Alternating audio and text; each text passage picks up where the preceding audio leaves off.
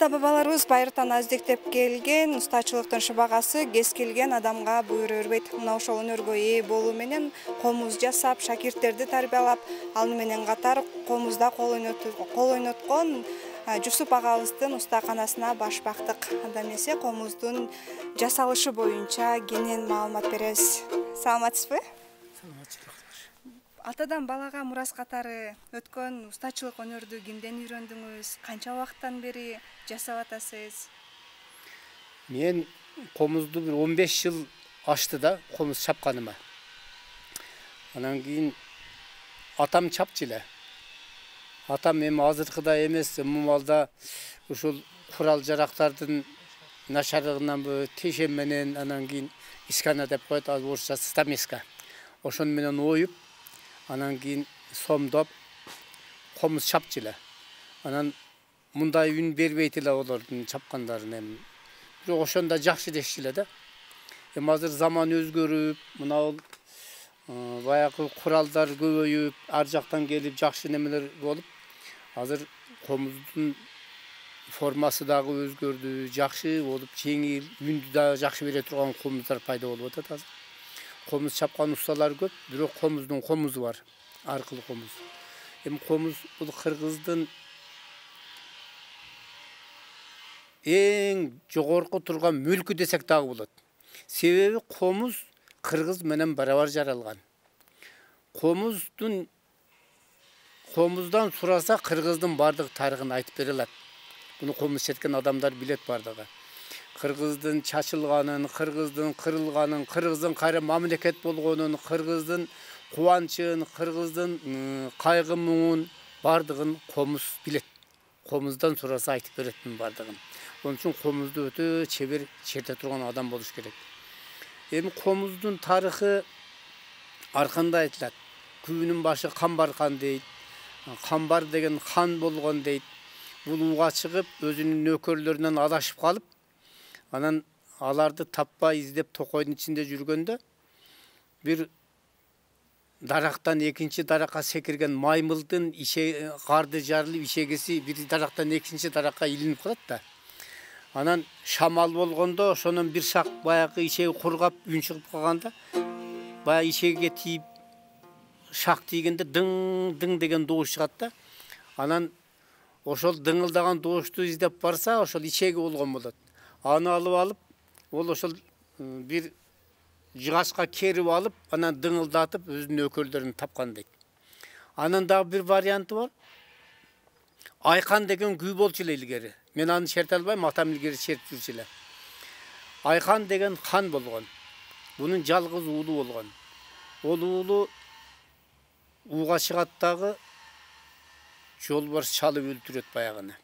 Анан баласы кечикпей уудан кайтпай калгандан кийин ол бүтүн нөкөрлөрүн жөнөтөт. Эгерде менин балам жөнүндө жаман сөз угушсаңар, мен алкымыңарга коргошун куям дейт. Ошентип нөкөрлөр барып баланын өлүгүн табат да, жолбарс жарып кеткен болот. Анан эми буну кантип айтабыз деп булар токойду арып, жарып, суусап, курсак ачып, бир жерге келсе, бир ачыгыраак жерде бир уста жашаган болот. Эми устаны мактагым келбейт, уста өзү өтө акылы тетик, колдору чебер, ушундай бир нерсени анан аң сезими да жогору болгон адам устачылык кылат. Анан кийин ол ойлонуп отуруп, мен силерди куткарам дейт. Анан ушу комузго окшотуп бир нерсени сомдоп жасай коет дагы, ошого кыл тагып, анан дыңылдатып баягыны. Анан отуруп бир күүнү табат дагы, мен барып силерди куткарам деп, Айхан деген хандын астына барат дагы. Анан кийин чертет комузду. Комузду черткенде ошол жолборстун гүрүлдөгөнү, баланын чаңырганы, бардыгын айтып берет. Анан Айхан хан менин баламды жолборс чалыптыр. Эми мен балам жөнүндө жаман кабар угуздуң, эми сенин алкымыңа коргошун куям дегенде, баягы уста жок дейт. Мен сага эч кандай сөз айтпадым дейт. Балаңын тирүүсүн дагы, өлүгүн дагы билбейм мен дейт.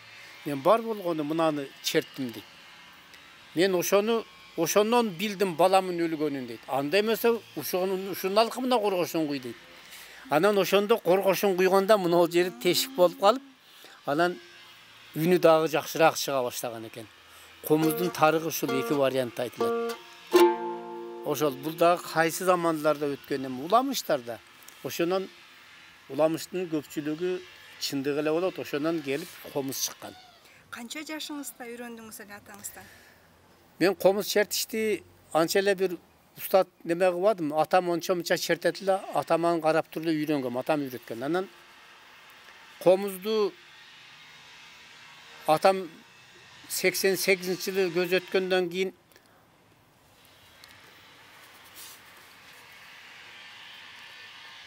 атаман калган бир комуз бар эле.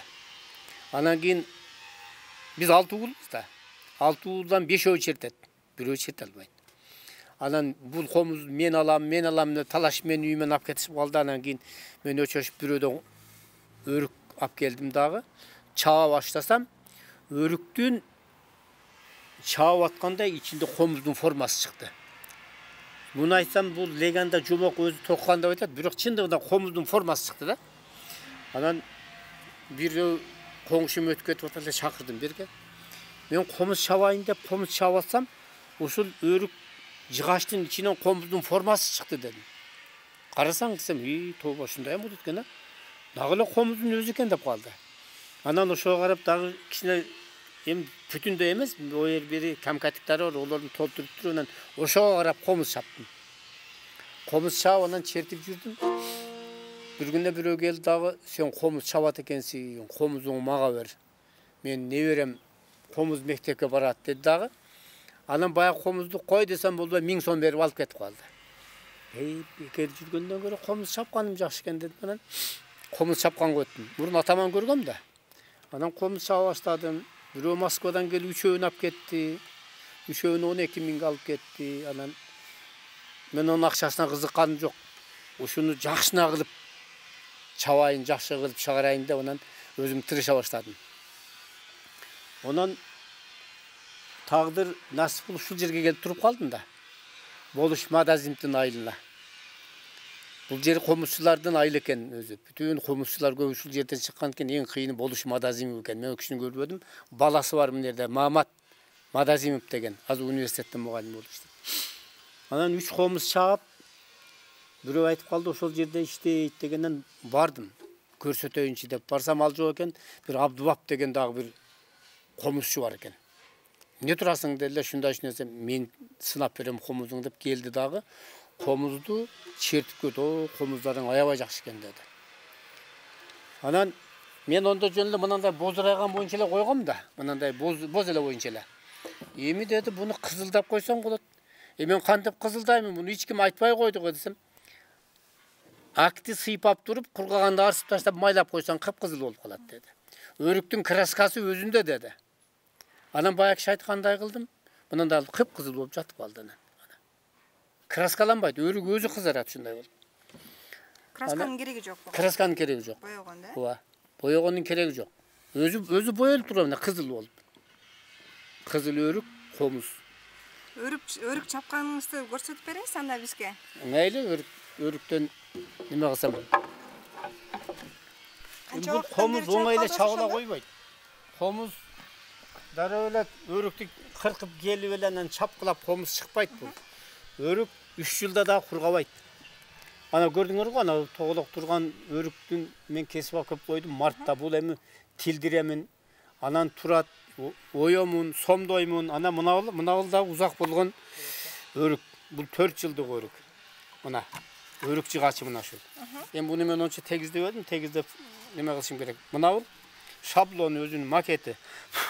Ушуну коюп туруп чызабыз мына. Çizip alıp durup, bunu daha kılıp durup.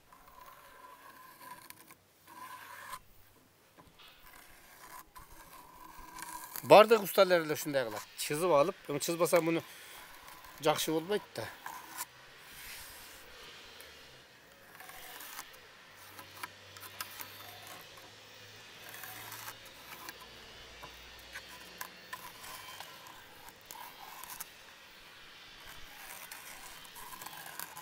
Ошого карап чабыла берет Эми анан. ушуга карап чабылат. Бул макетти дагы мына эки жагы тең барабар болуш керек да. Мына центрин алып, мына жагы полный сантиметрлер болсо бир жагына карап кыйшык неме болуп калат да. Ошон үчүн түз алыш керек. Эми буну чабабыз мына. Анан чапканда дагычы бунун мына өрүк жыгачынын буралып өсө турганы болот. Анан кийин бунун чапканда жарылып кете турган жактары болот. Ошон үчүн буну чапканда өтө кылдаттык менен көңүл буруп чабыш керек. Азыр мен мынаны бул жакка карап чапкан болсом, мынандайынан жарылып кетиши мүмкүн, чызыктын ичине кирип кетет. Кандай кылып чабасың? Мен буну мынандай коюп алып туруп мына. Чапканда мына bu жака карап учуп кете турган болуш керек. Азыр мен мына жактан чапкан болсом жарылып кетет. Өзүнүн чаба турган жерлери болот мына. Жарылбайбы ошондо? Жарылбайт мына. Сыйка болуп, тегиз болуп кетет мындай мына. Өрүк бул жыгачтардын болоту болот. Дарактын эң катуусу өрүк болот. Мунан катуу нерсе жок. Ошон мунун составында темир бар да, эмне үчүн кызарып атат?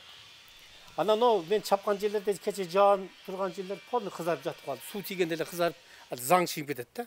Ошон үчүн буну мен ойлоп калдым. Бу немесинде составында темир бар. Ошон үчүн зыңылдап үнү дагы жакшы чыгат. Жаңгактан, карагайдан, эми бардыгы эле алмадан жасаса да болот. Муну олтурган бадамдан жасаса да болот. Көбүнчө мөмөлүү дарактан жакшы чыгат дешип айтышат эми усталар. Bir günü biri geldi dağı, үйрөнүп bana şagirt болуп. Муну гиластан чаап кетти. Мен өзүм башы көз болуп карап турдум, аябай сонун комуз чыкты. Ол бала Бакай деген бала университетте мугалим болуп иштейт, Мусфакта. Жаш эле бала. Мен сизден үйрөнөйүн деди. Мен ага ишим тарлыккан жок, кел дедим, үйрөн дедим. Бардыгына үйрөтө берем мен. Келип үйрөнүп кетти. Бир токтогул комуз чаап кетти, өзүм өрүк бердим. Bir öz alып kelgen gilastан komuz çağıp ketти. Keçe oturup süйлөшсөм, токтогул комузду атама берип ийдим деди. Атасы да ачырды экен. Канча убакытта үйрөндү? Ол эми бир апта жүрдү да. Бир апта жүрдү, эми ол толук үйрөнүп бүткөн жок. Мен эми карап туруп, мен айттым, сага бардыгын айтып бербеймин. Себеби неме болуп кетесиң, адашып кетесиң. Келип турсаң, азаздан күнүнө 1-2ден немесин үйрөнсөң, анан жакшы комуз болосуң, уста болосуң. Өзү мугалим. Бул комузду канча убакытта чаап өтөсүз? Буну сомдоп, анан мынау жерден тешип, анан кайнатамын. Кайнаткандын себеби бунун ичинде майы болот. Кайнатканда баягы чоң ёмкост бар да, мындай идиши бар. 7 комуз бир батат. Анан жөнүнө жаткырып коюп кайнатпайт, мына ушундай тикесинен салат мындай. Анал жагын жогору тикесинен салса, ошол суу мына ушу жерге чейин келсе болду, нарагынын кереги жок. Үн чыга турган жер основной. Мына жерге чейин келсе болду, мына чызыкка чейин. Ошол жак 7 саат кайнатылат. Эмне үчүн? Кайнатканда бул жеңил дагы болуп калат, анан баягы өзүнүн чайыр, майы чыгып кетет. Майы болот. Майы болот. Буну шлифовка кылганда анан наждака жабышып калат. О кайнаткандан кийин жабышпайт ол. Анын жеңил болуп калат, жана комуздарда бол жеп жеңил болуп калат. Ana şul, bunun sekretili şul. Bunu çağıp bütkөндөн кийин анан кайнатат экенсиздер да? Çağıp бүтүп, азма запас коyam, мынандай кылып. 1 сантиметрден запас коюп калтырамын. Анан ичин ар жерден оюп чыгамын. Оюп чыгып, анан кийин бүтүндөй кургагандан кийин шлифовка кылып, анан бүтүндөй оямын. Эми бул ушундай алып чаап, буну сомдоду дейт. Сомдоду деген сөз формасына келтирүү. Formasına keltirүү buna.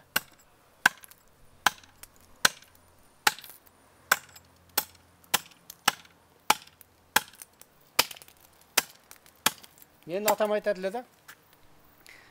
Тешенин şu балтанын үнүн укпаса, комуздун үнү жакшы чыкпайт. Ошо менен чапкылаш керек. Ойгонот. Ойгонот дейт. А комузду жөнөкөй эле жыгачтан азыр биз чаап коебуз.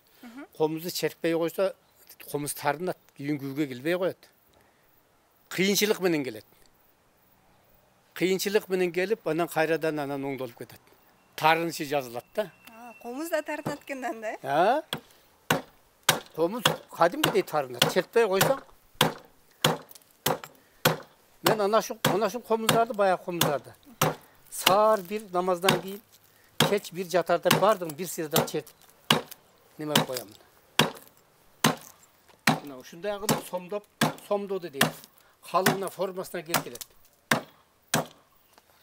Teşip bitkende mınalarda alış керек mınalar bunu. Bunu эмне үчүн аласыздар? Ушул боюнча калтырса болбойбу? Бул боюнча калып кетсе үйүндү жок кылат. Анан кийин мисалы үчүн башка улуттардын немесин карасаңар, өтө жука чабылат. Анан казактардын домбурасы ол жаңгактан мына ушундай кылып туруп эле 3 мм кылып ийип килейлеп коет. Ол 7 жерден килейленет аркасы. Мына домпой 7 жерден килейленип чыгат. Биздечи? Анан ол бүтүнлөй курама, мойну башка болот. Ичи ошол сырты кандай болсо ичи ошондой болуп эле жылмакай болуп калат. Анан бизде кыргызчылык да ишин ким көрүп коюптур деп эле анан кийин кээ бирөөлөр бөлтөк салтак боюнча эле капкактап коет. Ичи дагы таза болуш керек. Ошондо үйүн жакшы чыгат. Анан ичини бул боюнча бул боюнча да калбайт. Мен мыналарды алып бүткөндөн кийин өзүмдүн шлифованный машинам бар. İçini dağıp polnu шлифовка алып чыгам. Теп-тегиз кылып. Демек тегизделет экен да мунун бардыгы. Ооба, тегизделет. Мынандай болуп алынат мыналар бардыгы. Бул боюнча эле калбайт. Дагы кырылат ичи.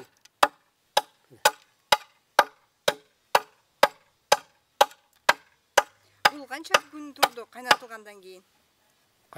Буга 1 жыл чабып калды. Кайнаткандан 1 жыл. 1 жыл туруш керек ошондо кайнатылгандан кийин. 1 жылга эмес 2-3 айда капкактаса болот. Мен колум тийбей атты, онча-мынча башка иштер да болуп атты.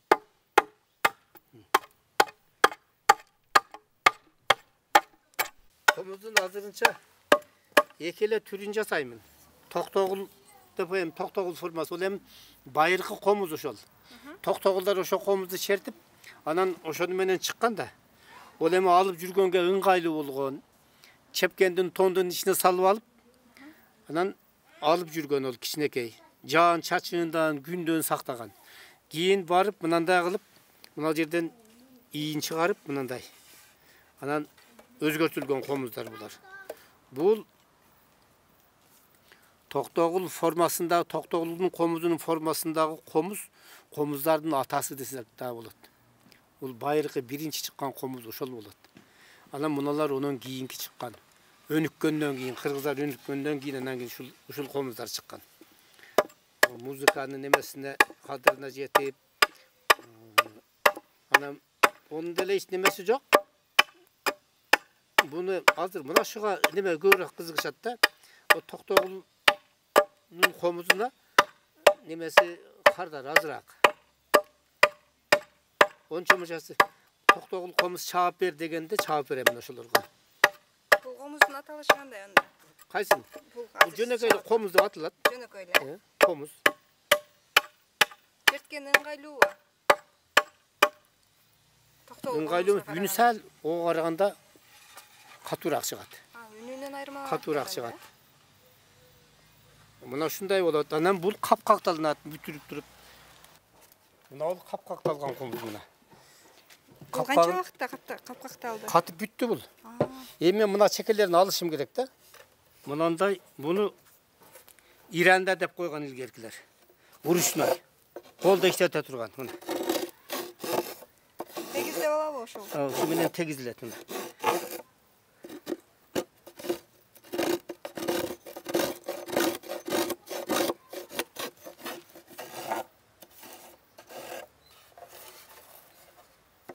Башта кыйналып жүргөн мен мына кулактарды жасай албай. Кийин мына ол куралды ойлоп таптым өзүм. Бул кандай курал? Ошол мына учун эме салып тур мына. Мынанда бураса бир калыпта форма чыгат мына. Баягы карандаш ушташы бар го? Ооба. Ошону көрүп туруп эле жасадым мен ошону. Өзүңүз жасадыңыз? Өзүм жасадым мына. Бул мына ушундай болуп салып бурап туруп мындай кылып. Кулагын даярдап аткансыздар да. Кулагы мына өзү бир формада чыгат мына. Формасы чызылат экен да бул. Формасын чызып алып туруп, анан аралап түшүрүп, мына жерден стамескадан урса түз жарылат. Түз жарылат, баягы чызыктан түз жарылат мына. Чызыкта турбайбы? Анан мындай болуп кышайып Ишайып кеткендер мынадан кулак жасаганга болбойт. Мынандайынан жарылып кетет. Арылалты урган болсо мынал жакка карап кетет. Буну эми тепке жасаса болот будан. Бир кулакты канча убакытта жасайсыз? Ушул кулакты. 1 саатта 3-4 комузга жасайм да. 12 4 комузга 12 кулак жасайм. Тепкени кантип жасайсыз? Тепке бир аз кыйыныраак. Эми гүлдөш керек. Көрүнүшүн жакшыла, себеби бул комуздун бетинде турбайбы? Ооба. Комуздун бетине турганда биринчи эле карап ушуну көрүшөт. Капкакты тиктейт дагы, тепкени тиктейт. Тепкеси кооз экен дейт дагы. Кандай жасадыңыз, мага да тепке жасап бериңизчи дейт анан кийин. Тепкени өзүнчө сатып алган кардарларыңыз бар, Сатып алгандар бар тепкени. Улам мына ушул тепкелер 100 сомдон. Куткун дейт. Куткун дейт. Мына бул эми биз кайыш деп коебуз да. Куткун. Буларды Өзбекстандан бир таанышым алып келип берет. Ал жакта мәси, ушундай өтүк тиет да, ошолордун кыйкындылары болуп мусорго алып барат. Кыргызстанда жокпу? Бар го, буларды бул жерден табыш кыйыныраак да. Эми ал жакта ушу кол өнөрчүлүк күчтүү да. Анан илгертен эле Союздун малында дагы мәси, өтүктөр ошол жактан тигилип келген. Анан кийин бир таанышым айтсам, ол сера бол деди. Апарып берем деди. Ошол алып келип берет мени. Ошентип, ошол комуздар бүттү эми.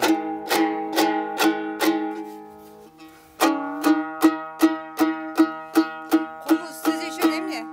Комуз сиз үчүн эмне? Мен үчүнбү? Сиз үчүн. Казактарда мындай макал бар да. Казак эмес, нагыз казак домбура дейт. Мен ошого кошуламын. Кыргыз комуз шерталбаса, эми баарын эле бере бербейт. Бул комуздун өзүн сыйлай билиш керек. Комузчуларды сыйлай билиш керек. Айттым го, комуздун ичинде эч ким түшүнбөгөн, билбеген тарых жатат. Кыргыздын кайгысы, муңу, кубанычы бардыгын ушу комуздан сураса айтып берет. Onu tilin bilgen adam buluş gerek. Anan komuzdu jönöke ile bir başka bir buyum okşatıp kan göz karaş menen karabaş gerek. Bu biz için ıyık nerse. Öte ıyık nerse.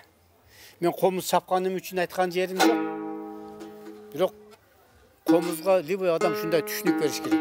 Men жерге коюштан кызырканамын муну. Жерге. Anan Jen neme kılsam buna butumun üstüne koyup duram bundan dağıl. Oşun için kökürökten düşürbeş gerek da bunu en negizi.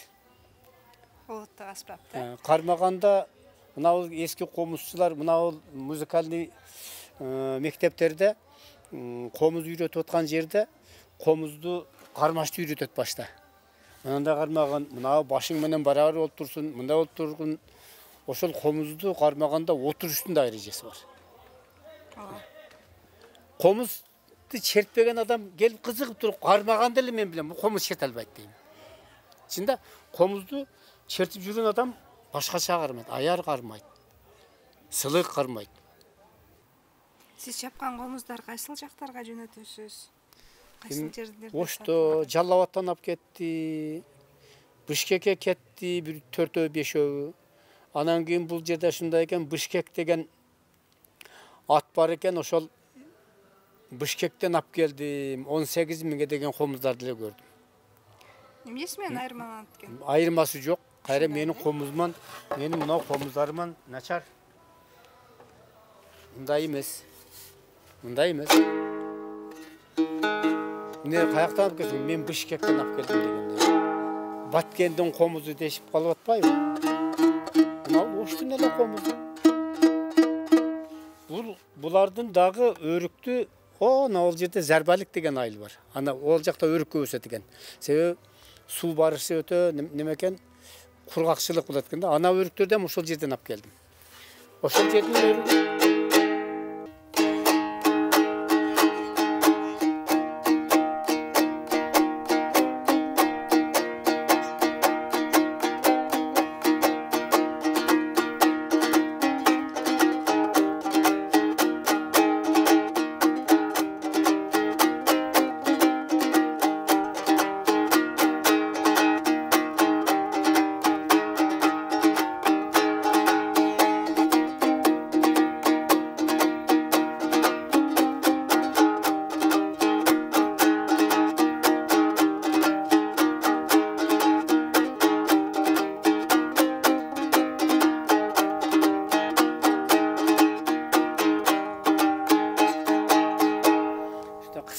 күйлөр булар эми.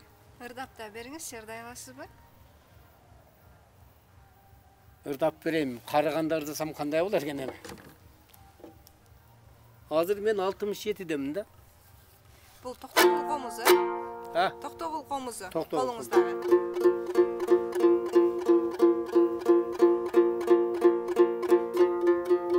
Адашып эле кетпесин.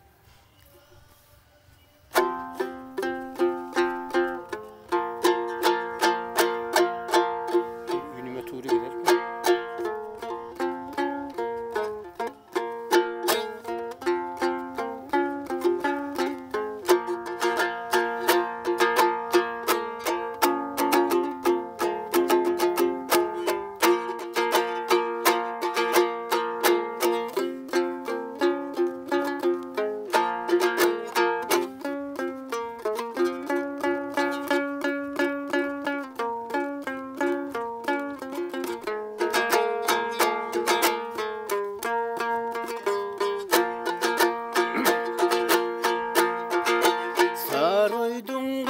Salkın oy tosundan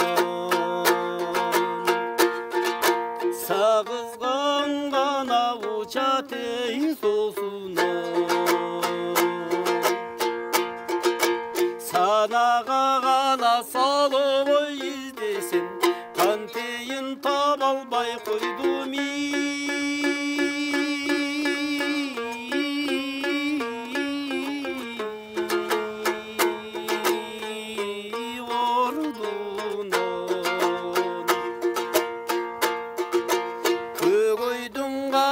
Körküm oy tosunan Kögüşkün gana uça teyiz olsunan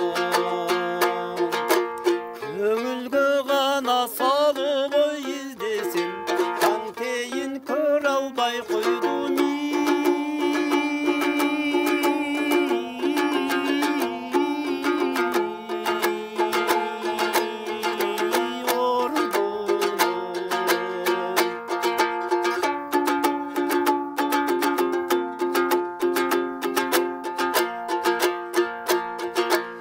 Salkın duğana serge bir sarıyğın Sağızgan gana gelip oykum boygun Sargartıp gana beni bir koyguca Kan teyin sana laş bolson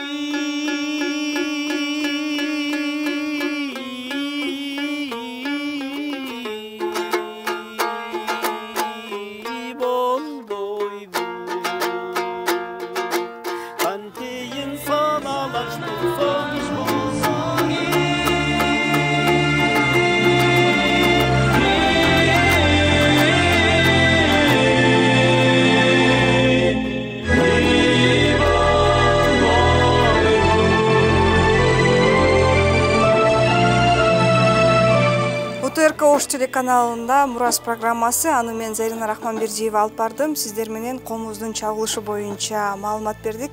Кийинки берүүлөрдөн амандашканча саламатта болуңуздар.